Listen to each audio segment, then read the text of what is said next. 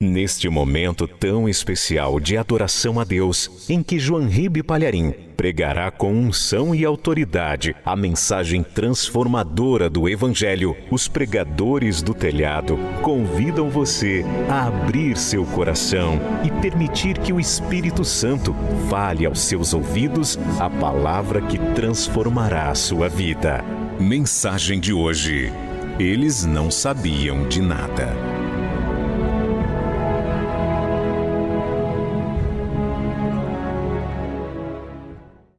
Evangelho de Lucas, capítulo 23, nós vamos ler o versículo 34. Capítulo 23, versículo 34. Acharam?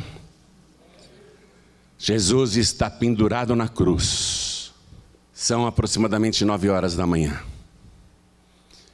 A hora em que ele foi pregado no madeiro. Depois de ter o corpo terrivelmente torturado, zombado, escarnecido, cuspido, escarrado, Jesus é suspenso entre o céu e a terra.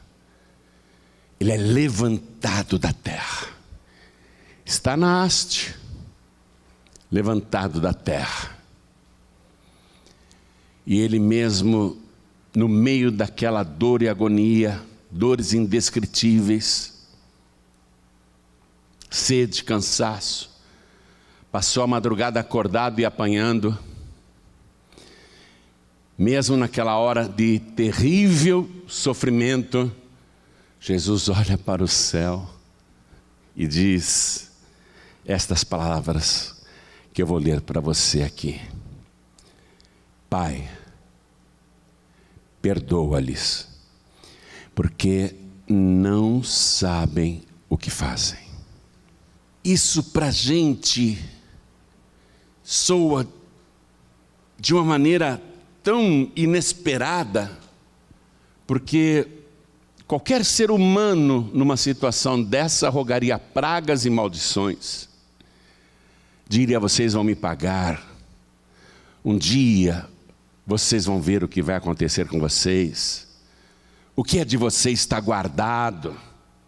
Seus ímpios, seus injustos, seus sádicos. Mas Jesus nos surpreende. E Ele pede ao Pai que perdoe todos que fizeram aquilo com Ele. Desde a prisão no Getsemane até essa hora, e que irá continuar com o sofrimento. Ele continuará sendo vítima de ofensas, zombarias, escárnios, e mesmo assim ele pede ao Pai para perdoá-los, porque eles não sabem o que fazem. Vou ler de novo. Jesus olhando para o céu todo desfigurado, arrebentado, falta de ar. Ele reúne as forças e diz: Pai, perdoa-lhes, porque não sabem o que fazem. É surpreendente. Agora preste atenção numa coisa. A multidão fez o que fez e não sabia o que estava fazendo. Os juízes e sacerdotes de Israel fizeram o que fizeram e não sabiam o que estavam fazendo. Os soldados de Pilatos, o próprio Pilatos, Herodes e seus soldados, que o maltrataram violentamente, não sabiam o que estavam fazendo. A multidão que ria, escarnecia, zombava e cuspia, não sabia o que estava fazendo. Os soldados que fixaram Jesus no madeiro, obedeciam ordens, lógico, mas não sabiam o que estavam fazendo. E todos que vão lá no Monte Calvário zombar, escarnecer, ou por curiosidade, não sabiam o que estavam fazendo. Não sabiam, porque Jesus não mente. Eles não sabiam o que estavam fazendo, qual que era a profundidade daquilo. E não saber o porquê daquilo, não saber é pecado. Por isso que Jesus pede perdão. Ele pede perdão pelo pecado da ignorância. Ora, o mundo inteiro sabe que Jesus foi crucificado, mas a humanidade não sabe com profundidade, não sabe como aquela geração não sabia. E não saber é um pecado, e Jesus pede perdão por esse pecado de ignorância. Não saber é pecado. A palavra de Deus já proclamava, Deus dizendo: o meu povo perece porque lhe falta conhecimento. Não estou falando de você conhecer o fato da história. Eu estou falando de você não saber com profundidade o porquê de tudo isso. Então eu leio mais uma vez, e cada pessoa que está comigo aqui na sede nacional da Paz e Vida, São Paulo, Brasil, repete em seguida. Vamos lá. Pai, bem forte. Pai, perdoa-lhes, porque não sabem o que fazem. Não sabiam. E hoje muita gente não sabe. Conhece a história? Jesus morreu crucificado, né? Já vi um crucifixo, inclusive, já vi filme. Mas a multidão não sabe. A multidão não sabe, o povo não sabe, a humanidade não sabe, como aquela geração não sabia, mas você precisa saber. Porque o pecado da ignorância condena. O pecado da ignorância leva à morte. Por isso que Jesus está dizendo: Pai, perdoa-lhes. Não sabem. Eles não sabem o que fazem. Você crê que Jesus disse estas palavras ao ser pregado no madeiro? Quem crê, levante a mão. Então desocupe as mãos e dê para esta palavra a melhor salva de palmas que você já deu em toda a sua vida. E enquanto você aplaude, abra a tua boca e diga: glória ao teu nome, Senhor. Diga bem alto: glória, glória, glória ao teu nome. Diga: eu quero saber com profundidade. Você que está nos assistindo pela TV ou pelas redes sociais, junte-se a nós aqui em São Paulo, aplauda, glorifique também e diga: Senhor, eu quero saber. Eu não quero ficar na ignorância, eu quero saber. Pai bendito, abre o céu para receber estas palmas. Em toda parte tem alguém te aplaudindo, te glorificando. Eu te suplico, meu Deus, vem com teu Espírito agora. Tome a boca do pregador, tome os lábios do mensageiro. Envia a tua palavra com poder e autoridade. E que a tua palavra vá, percorra toda a terra e prospere naquilo para o qual está sendo enviada. Em nome do Senhor Jesus. Diga amém, Jesus. Poder se assentar, por favor. Era Páscoa. Ou deixe-me ser mais preciso, a Páscoa ia começar. A festa religiosa mais importante de Israel. Mas o país estava dominado pelos romanos, que permitiam liberdade de culto para os judeus, mas não autonomia total. Quem mandava era o Império Romano. E Roma, para não ter confusão com os judeus, porque eles eram radicais e fanáticos, Roma permitia que eles celebrassem suas festas religiosas, evidentemente com todos os cuidados de segurança, para evitar motins, rebeliões e protestos. Então, a Páscoa ia começar. Pilatos é o governador da Judéia e responsável pela cidade de Jerusalém. Ele é responsável por manter a paz naquele território dominado pelo Império Romano. E ele sabe que a Páscoa é um caldeirão, porque vem gente do país inteiro e até dos países vizinhos. E há uma hiperlotação de pessoas em Israel, especialmente em Jerusalém. E para começar um tumulto é coisa de segundos.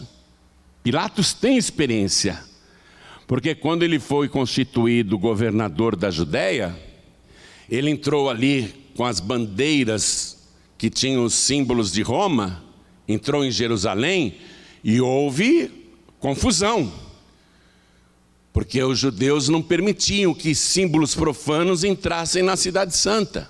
Pilatos tinha experiência, porque governando a Judéia, ele precisava construir um aqueduto para trazer água do sul da cidade até o centro de Jerusalém. E ele, sem recursos, sem dinheiro, ele pega a Corbã. Corbã é o nome teológico, bíblico da oferta. Ele pega a Corbã do templo, dinheiro do templo, para fazer aquela obra pública, um aqueduto. Os judeus ficam revoltadíssimos, onde já se viu empregar dinheiro sagrado para construir obras públicas, ainda que necessárias. E os judeus decidiram cercar o palácio de Pilatos para protestar, porque aquilo era uma heresia. Porém, Pilatos foi avisado com antecedência que haveria aquele protesto. Ele mandou centenas e centenas de soldados romanos tirarem as fardas, se vestirem como judeus, mas empunharem debaixo da roupa espadas, adagas e porretes, e ficarem no meio dos protestantes. E o tumulto está lá, cercar o palácio de Pilatos, e tem agentes secretos infiltrados no meio da multidão, armados, todos à paisana. No meio do protesto, quando estava no auge do protesto, o Pilatos tinha combinado um sinal com os seus guardas, e os guardas começam a sacar as espadas e os punhais e matar quem está perto. Não interessa, está protestando, está no meio do tumulto, vai morrer.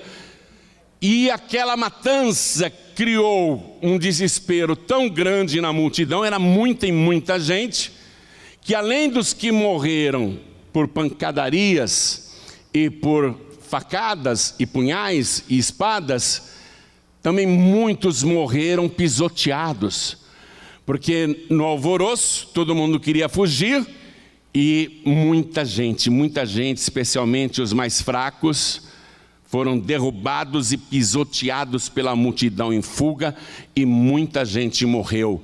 Isso até hoje acontece em Jerusalém, que não tem domínio de Império Romano, nem de nenhuma nação estrangeira, e mesmo assim acontecem tumultos em Jerusalém que causam muitas mortes. Eu vou colocar um vídeo agora para você de um fato muito recente que aconteceu em Jerusalém, quando os judeus ortodoxos, olha lá, milhares e milhares de judeus ortodoxos, pode ver que não tem mulheres no meio da multidão, eles estão aí fazendo uma festa para homenagear um rabino que morreu no século II da era cristã, e eles de repente resolvem correr.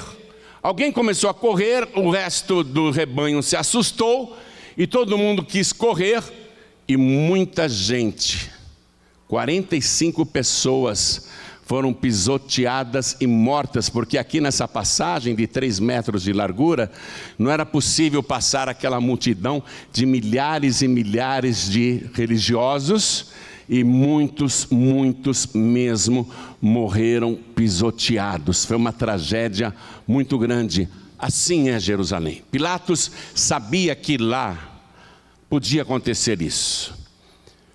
Ele tinha experiência. A Páscoa está chegando, é a festa religiosa mais importante dos judeus. Eu não gosto dos judeus. Acho que os judeus, dizia Pilatos, são preguiçosos, porque a cada 6 dias eles param para descansar. Eles adoram um Deus que ninguém pode ver. Eles desprezam os deuses de Roma. Nós temos muitos deuses, eles não adoram nenhum dos nossos deuses. Nós não conseguimos fazer esses judeus adorarem os deuses romanos. Eu sinto desprezo pelos judeus, dizia Pilatos, e preciso me precaver com a minha guarda para que nessa Páscoa revoltosos não se levantem para provocar uma sedição, um tumulto, para que não hajam terroristas no meio deles. Preciso tomar providências. E nessa Páscoa, para dar o exemplo, Pilatos havia planejado, nessa Páscoa, para intimidar os judeus e os revoltosos, nós vamos crucificar 3 condenados. O Barrabás, que é um assassino e ladrão, e vamos crucificar também seus 2 comparsas que foram presos e serão mortos. Ele chamou os guardas e disse: preparem lá na entrada da cidade, naquele monte caveira, no Gólgota, em latim é Gólgota, preparem no Gólgota 3 cruzes, porque quando o povo estiver chegando para a Páscoa, obrigatoriamente terá que passar por aquele caminho, que é um dos principais da cidade, um dos acessos mais importantes, e verão ali os 3 bandidos. Esse Barrabás era um terrorista, ele matou um soldado romano, ele era um salteador. Ele e seus comparsas serão crucificados e expostos ali, para que quem chegar para a festa da Páscoa veja o horror da cena e pense: eu não vou desafiar o Império Romano não, que isso pode acontecer comigo. Então Pilatos chamou os guardas e deu ordem: nós vamos crucificar 3 pessoas essa Páscoa. Preparem lá 3 cruzes para Barrabás e seus 2 comparsas. Pilatos não sabia, atenção, Pilatos não sabia, ele não sabia que entraria para a história da humanidade. Pilatos não sabia que Barrabás seria solto, trocado pela vida de Jesus. Pilatos não sabia de nada disso. Para ele, aquela era mais uma Páscoa, e ele só queria se precaver para evitar tumultos, porque se a coisa saísse do controle, ele poderia ser destituído do cargo de governador da Judéia e ser chamado de volta para Roma, e ele não queria, porque lá em Israel ele estava enriquecendo, roubando, ele era corrupto, ele era cruel, ele castigava as pessoas sem julgamento, ele tinha em Roma a fama de um homem cruel.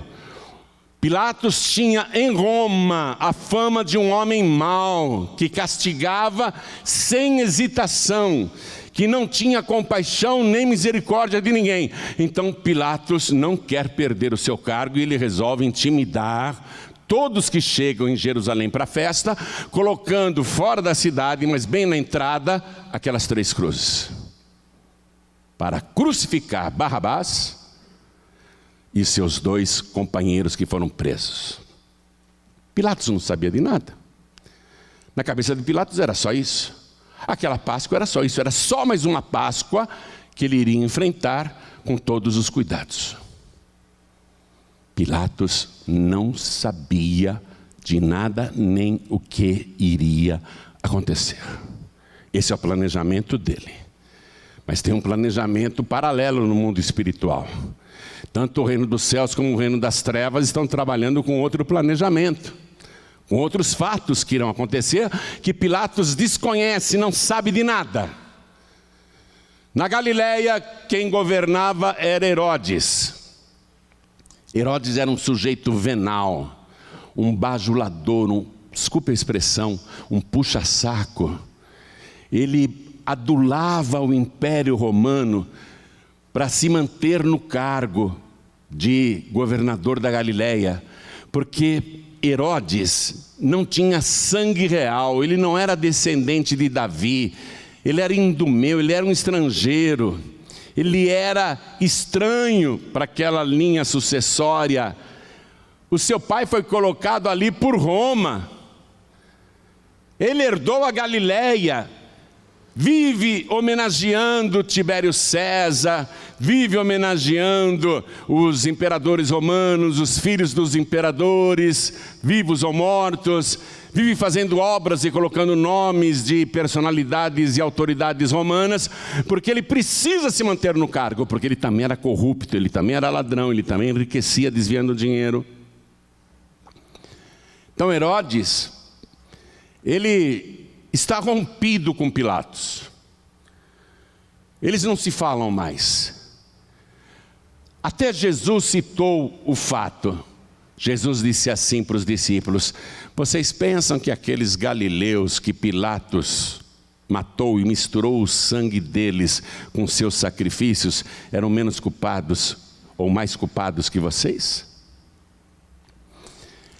Então, o motivo de Herodes e Pilatos não se falarem mais é porque o Pilatos não quis saber se era a jurisdição do Herodes e matou os galileus que estavam fazendo sacrifício.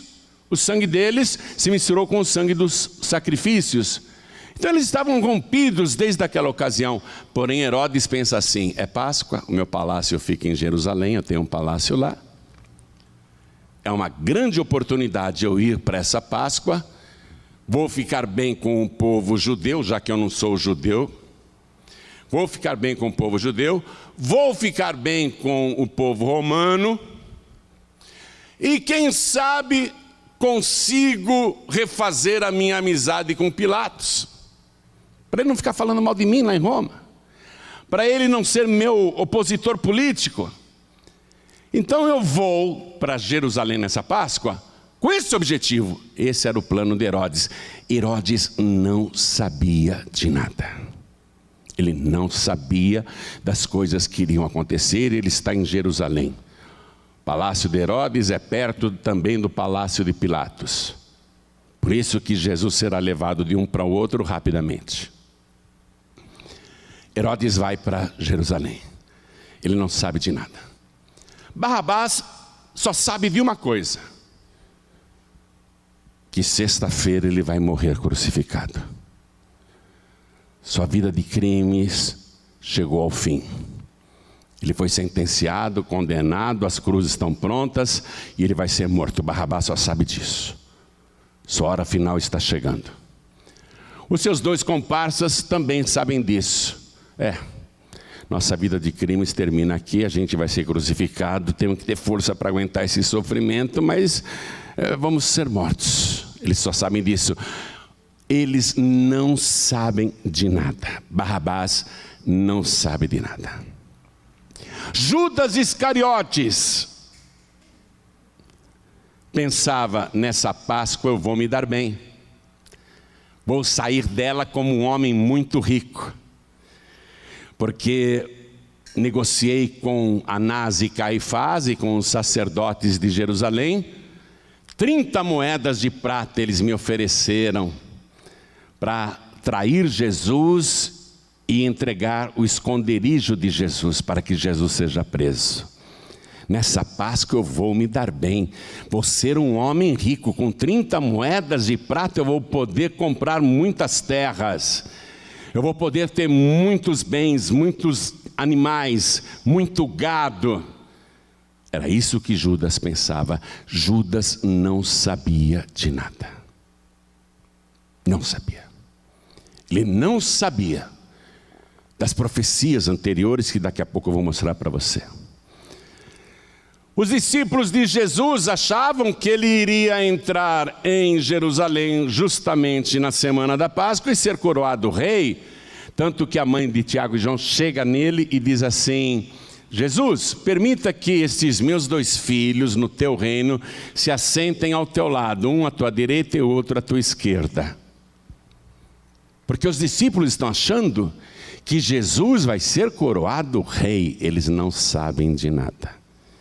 Pedro acha que está no melhor ministério do mundo, que Jesus é poderoso e ele vai ser um dos mais importantes no novo governo político que Jesus vai colocar em Israel.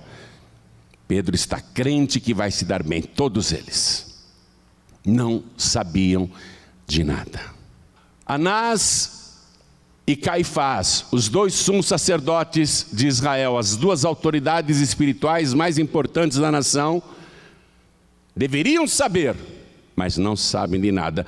A única coisa que eles estão combinando é a seguinte: aquela Páscoa vai ter um faturamento muito baixo, porque Jesus, dias antes, foi lá nas barracas dos filhos de Anás, onde eles vendiam as coisas no templo, e Jesus derrubou tudo, bateu em todo mundo, virou as mesas dos cambistas, xingou todo mundo de ladrão, de salteadores, expulsou todo mundo. Essa Páscoa o faturamento vai cair muito, nós precisamos matar Jesus. Mas eles não sabiam que Jesus seria preso naquela Páscoa. Eles estavam procurando ocasião para prender Jesus, mas eles não sabem se Judas vai conseguir ou não. Eles negociaram com Judas as 30 moedas. Eles não sabem de nada. Não sabem se Jesus vai ser preso ou não.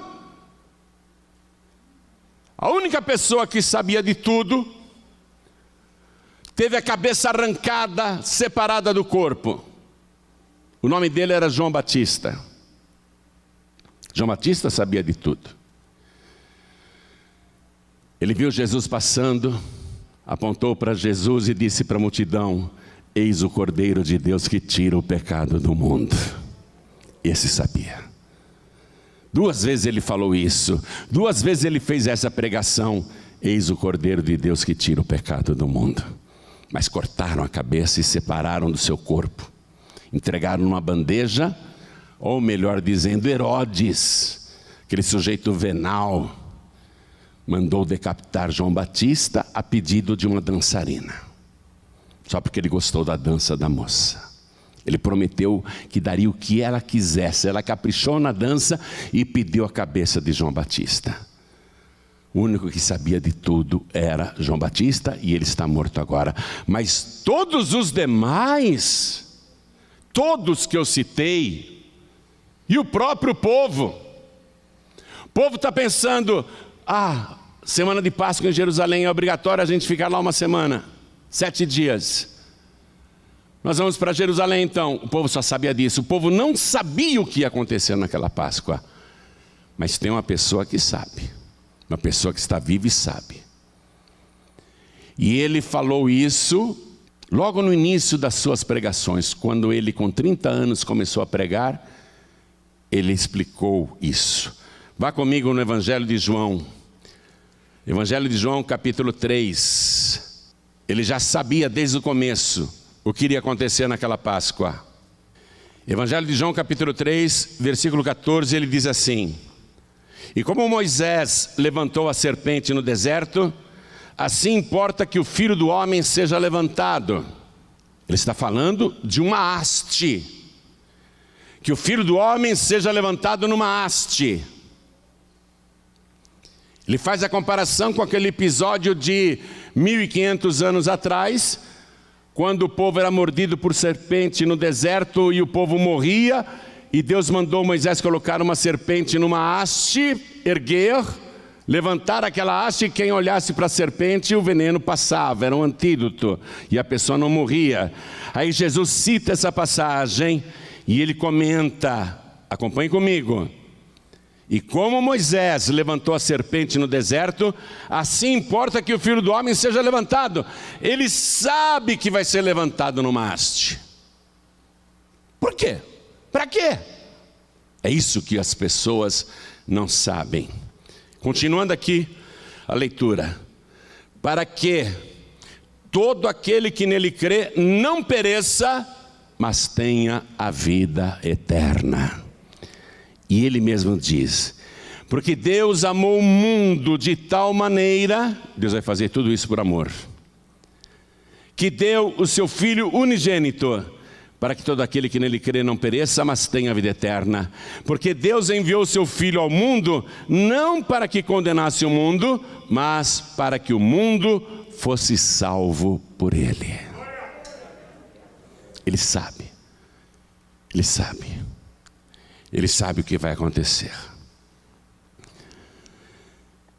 E por que vai acontecer? Qual é o objetivo disso tudo? Mas aquela geração e muita gente na nossa não sabe. Não sabe, porque aquilo tinha de acontecer.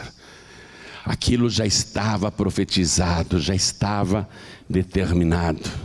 Jesus fez essa pregação ali para o velho Nicodemos, que fazia parte da diretoria do templo de Jerusalém. Explicou o que iria acontecer, mas ele está falando com 3 anos e meio de antecedência. E para um homem só. Aquele homem nem entendeu a pregação de Jesus, ele confessa que não entendeu nada. Jesus sabe o que vai acontecer. Jesus Cristo, numa ocasião, pregou assim, isso já no meio do seu ministério: tal e qual o Filho do Homem, que não veio para ser servido, mas para servir e dar a sua vida em resgate de muitos. E naquela semana antes da Páscoa, Jesus sentou-se à mesa com os discípulos, e lá no Evangelho de Mateus, capítulo 26, versículo 28, Jesus diz assim, com o cálice na mão: porque isto é o meu sangue, o sangue do Novo Testamento, que é derramado por muitos para a remissão dos pecados. Ele sabe o porquê, mas a multidão não sabe. Por que aquele sangue vai ser derramado? E que sangue é esse? Não há outro sangue igual a esse em toda a história da humanidade. Um sangue de uma pessoa que nunca pecou, que nunca cometeu qualquer pecado. Sangue puro e santo.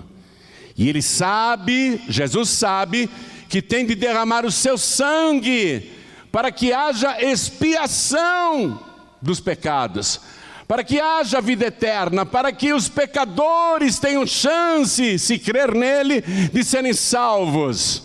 Vá comigo no livro de Levítico, capítulo 17, versículo 11. Nós estamos voltando no tempo, muito antes de Jesus.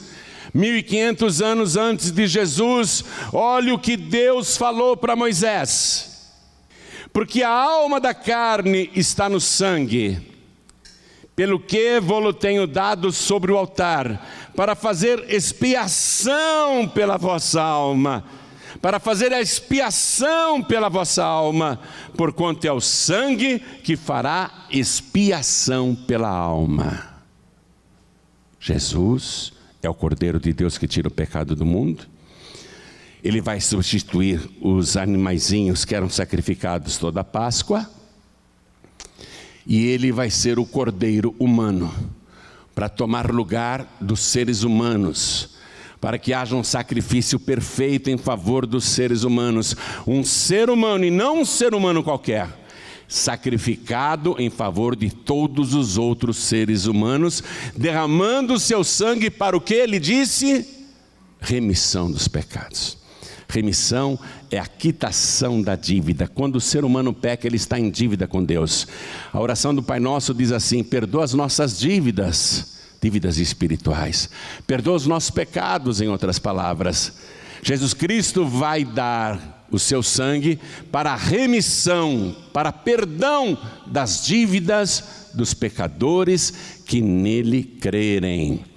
Então Jesus sabe o que vai acontecer. Mas Pilatos, Herodes, Anás, Caifás, Judas Iscariotes, os discípulos e o povo, Barrabás e seus 2 comparsas, ninguém sabe de nada. A multidão não sabe de nada.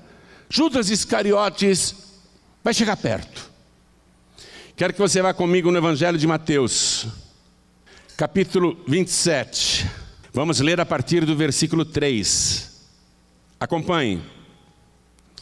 Então Judas, o que o traíra, vendo que Jesus fora condenado, trouxe arrependido as 30 moedas de prata aos príncipes dos sacerdotes e aos anciãos.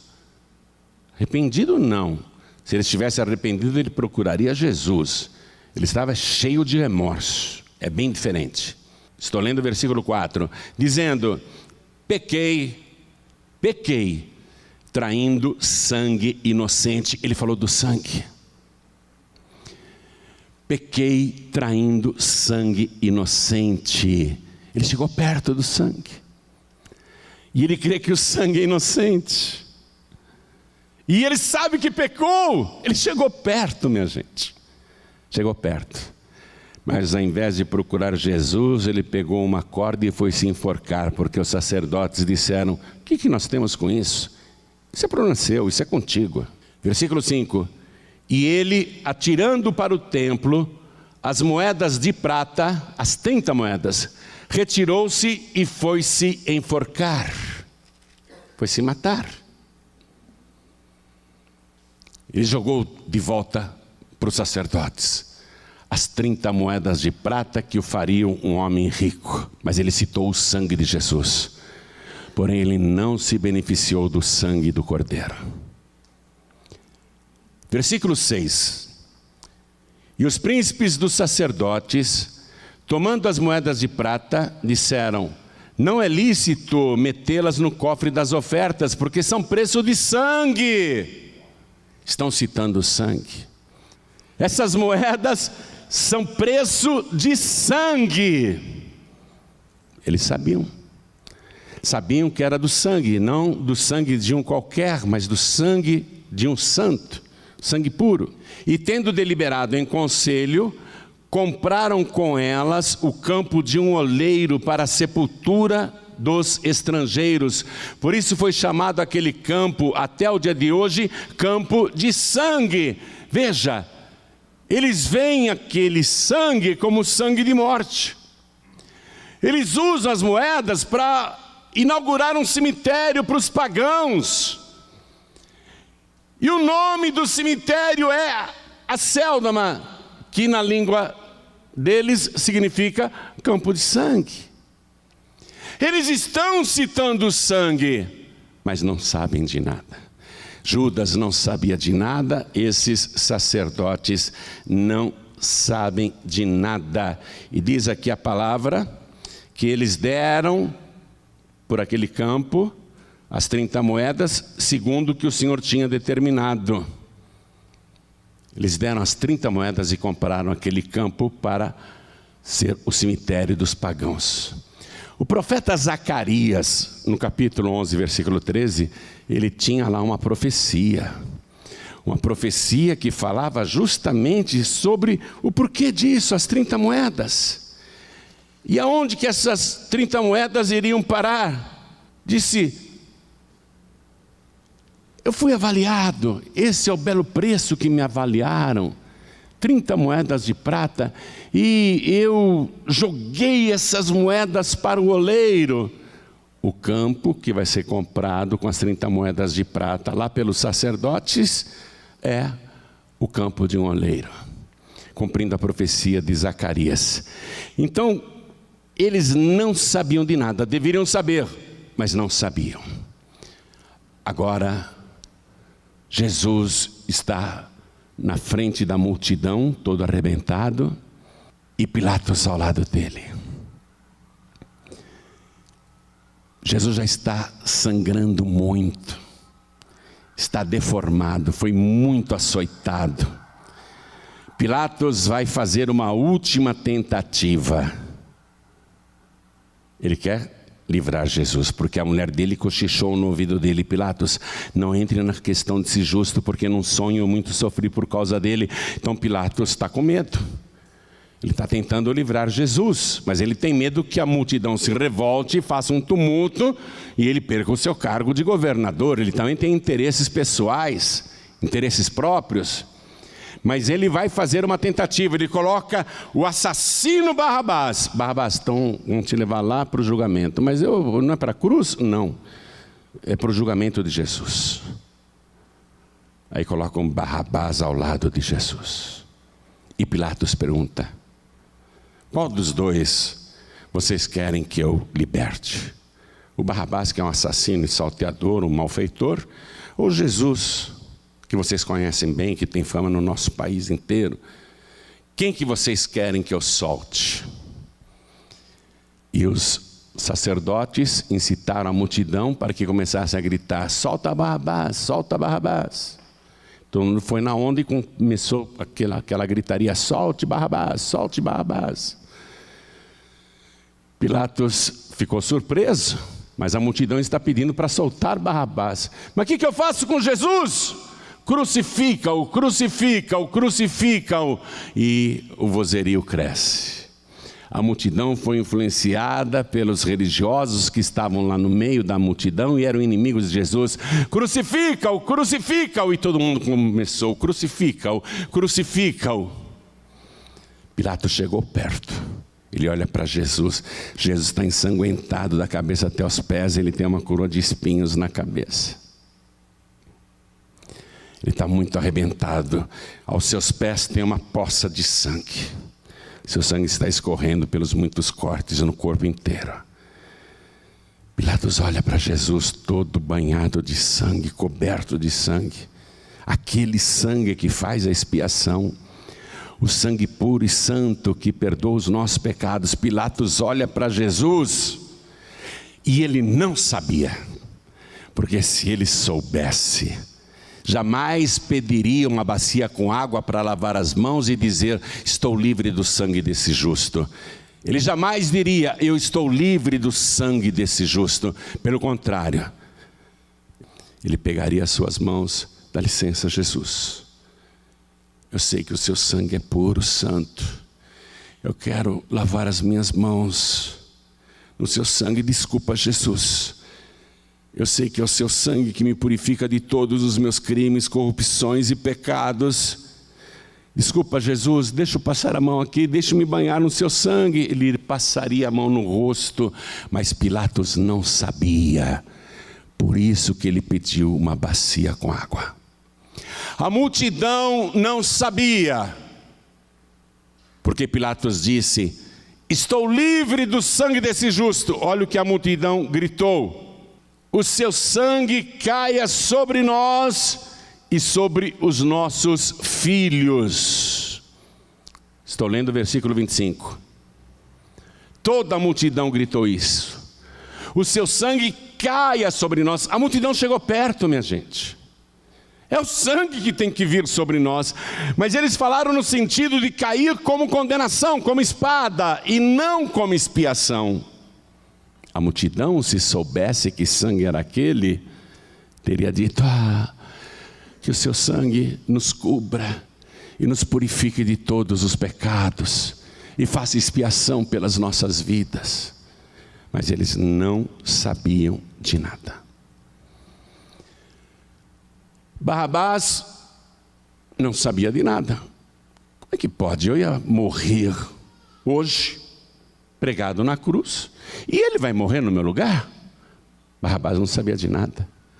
Barrabás poderia dizer: obrigado por morrer no meu lugar, Jesus, por ser o meu Salvador. Deixe-me me banhar com teu sangue também. Mas Barrabás sai dando risada, comemorando: estou livre, estou livre. Mas os seus dois amigos não. Vão ser crucificados naquela sexta-feira de manhã, juntamente com Jesus, às 9 horas da manhã. E todos que vão chegando em Jerusalém, e muitos que já estavam na cidade, vão lá no Monte Calvário para ver os 3 crucificados. Toda a multidão vai ver, mas ninguém sabia. Você está compreendendo agora? É o sangue que faz expiação pela alma. E Jesus, o Cordeiro de Deus que tira o pecado do mundo, está dando o seu sangue na haste, no madeiro. Por isso que ele, naquela hora, reuniu as forças, olhou para o céu e disse: Pai, perdoa. Eles não sabem o que fazem. E muita gente hoje, na nossa geração, não sabe. Tanto que preferem outros meios para ter a vida eterna. Jesus disse: eu vou morrer, falou para Nicodemos, para que todo aquele que em mim crer não pereça, mas tenha a vida eterna. A multidão quer procurar vida depois da morte, com outras maneiras, com outras pessoas, com outras religiões, e excluem Jesus, e excluem o sangue do Cordeiro. A multidão não sabe. Não tem outro sangue, minha gente. Deixa eu dizer isso claramente. Quem aqui quer ir para o céu? Deixa eu perguntar. Quem está assistindo pela TV, quem quer ir para o céu? Levante a mão. Quem está assistindo pela internet, quer ir para o céu? Levante a mão. Não tem outro jeito. Se não for pelo sangue de Jesus, não tem outro jeito. E a palavra de Deus confirma isso. Está lá no livro de Apocalipse, capítulo 22, versículo 14. E eu quero que você creia nisso. Existe uma cidade santa, uma cidade gloriosa, o nosso futuro lar, a cidade eterna, a nova Jerusalém, que vai descer do céu ataviada como uma noiva para o seu marido, para o seu noivo. Essa cidade santa está preparada para os salvos, mas não para qualquer salvo. Apocalipse 22, 14 diz para quem? Preste atenção. Está escrito assim: bem-aventurados e santos, aqueles que lavam as suas vestiduras no sangue do Cordeiro, para que tenham direito à árvore da vida e possam entrar na cidade santa pelas portas. Você quer ir para o céu? É pelo sangue de Jesus. Agora você sabe disso. É pelo sangue de Jesus.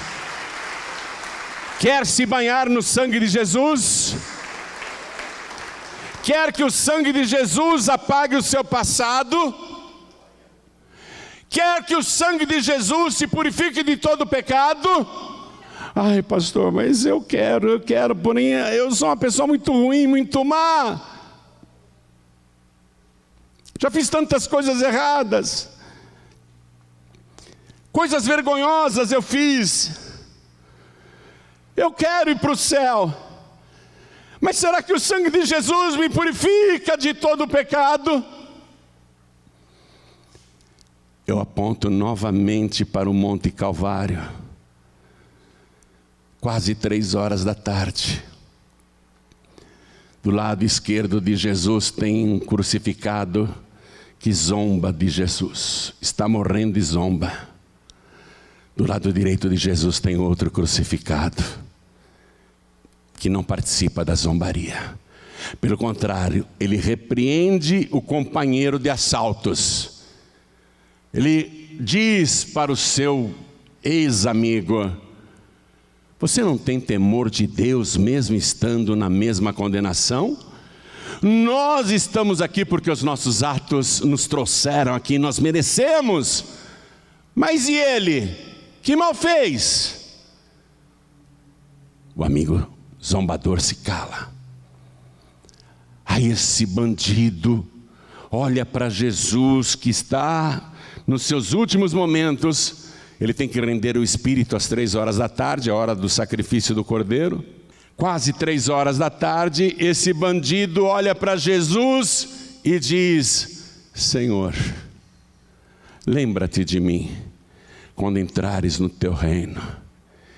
E Jesus olha para ele e diz: em verdade eu te digo, que ainda hoje estarás comigo no paraíso. Barrabás teve o livramento do corpo físico. O outro chegou perto do sangue do Cordeiro, que estava do lado esquerdo, mas não usufruiu. Mas esse aqui do lado direito, esse quis. E o sangue de Jesus o purificou de todo o pecado. Nós não sabemos direito do passado desse bandido que morria do lado direito, mas foi uma vida de crimes, uma vida de coisas erradas, uma vida pecaminosa. Mas o sangue de Jesus vertido ali.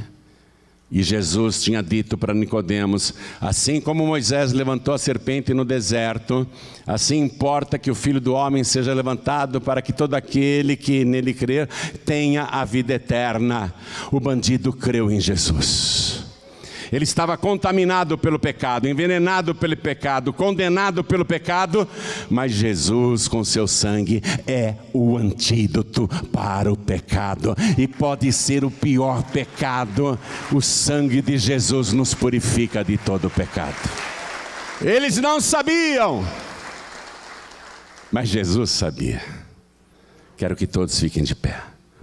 Agora você sabe. Agora você sabe. Agora você sabe mais do que aquela geração. Aliás, você sabe mais do que a nossa geração. Agora você sabe. Quem está tendo a oportunidade de ouvir esta palavra agora sabe. Sabe como ter os pecados perdoados. Sabe como ser purificado de toda iniquidade. Sabe agora como ter o nome escrito no livro da vida do Cordeiro. E sabe agora também como entrar na cidade santa pelas portas, na cidade eterna, e ter a vida eterna. Quem está assistindo e ouvindo sabe, agora você sabe. Mas você precisa só fazer uma coisa. Está no Evangelho de João capítulo 1, versículo 12.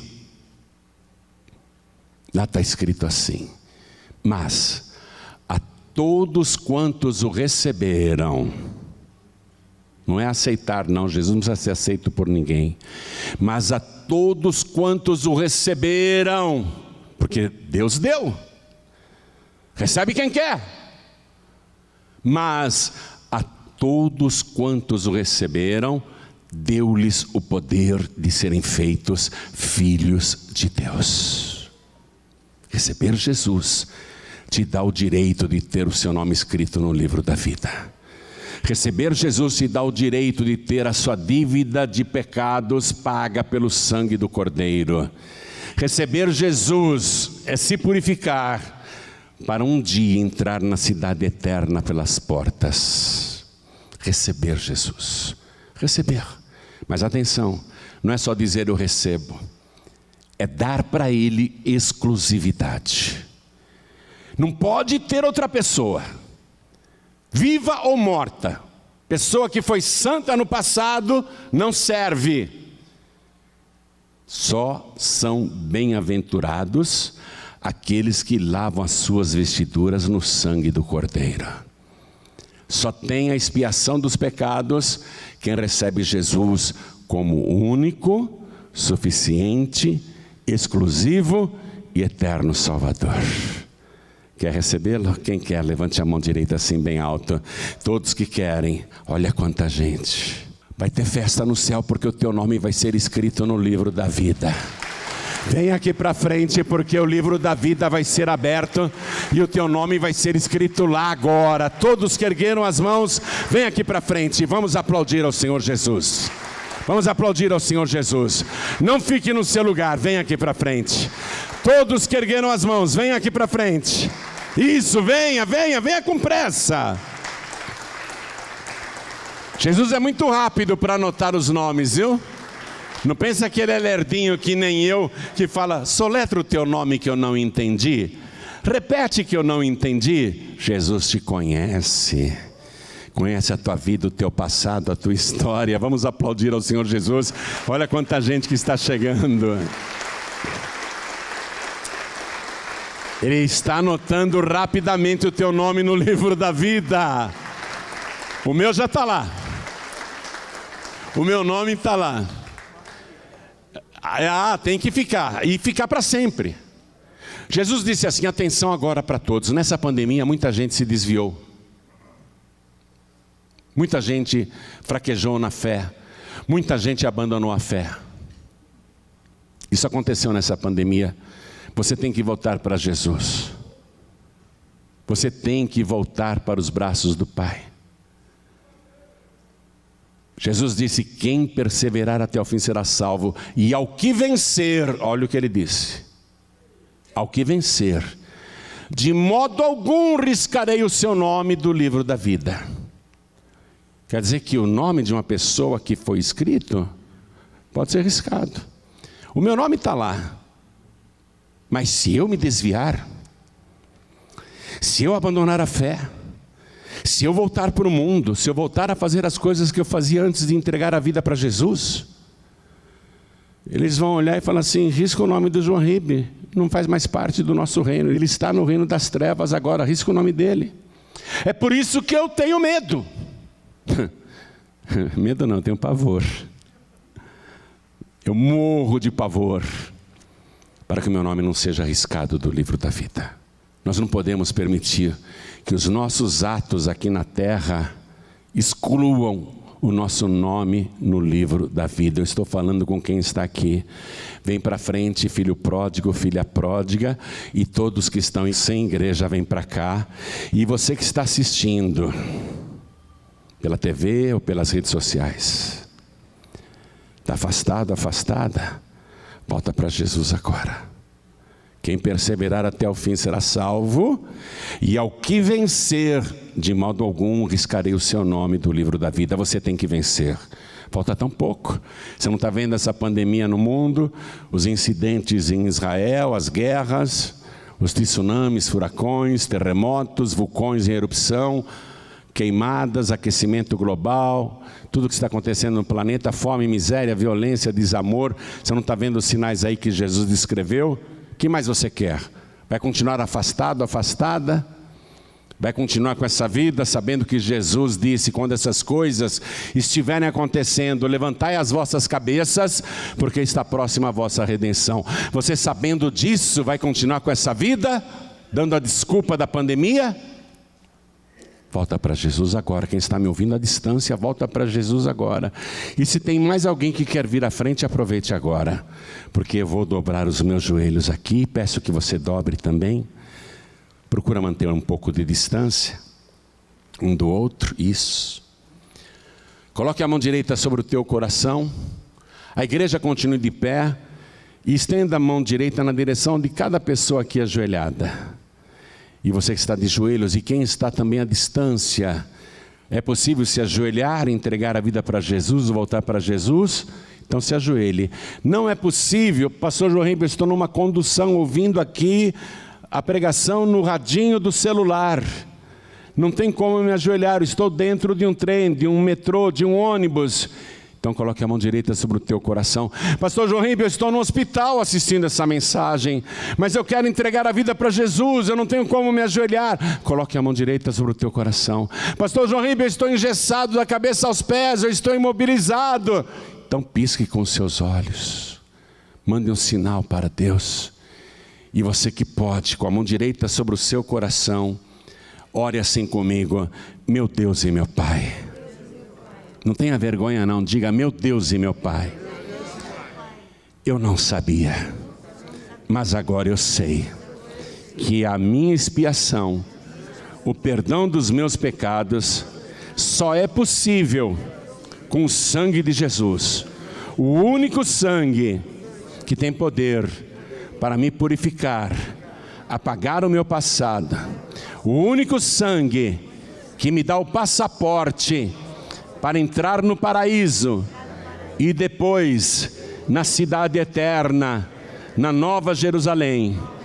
Eu não sabia, mas agora eu sei. E eu declaro que recebo o Senhor Jesus como meu único, suficiente, exclusivo e eterno Salvador para todo sempre. Amém.